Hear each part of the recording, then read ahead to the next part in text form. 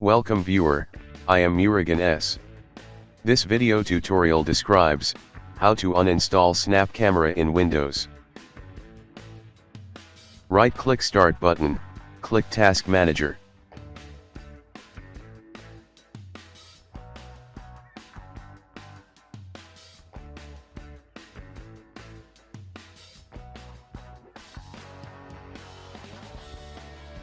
Select Snap Camera, click End Task.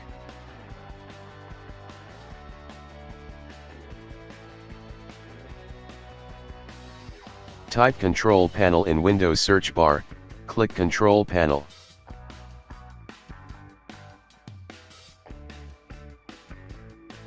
Click Programs and Features.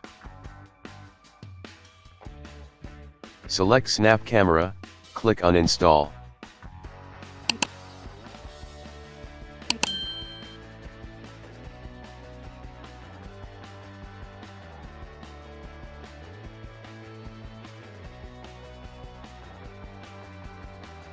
I hope this video tutorial helps to you.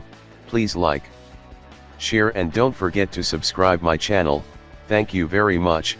See you next video.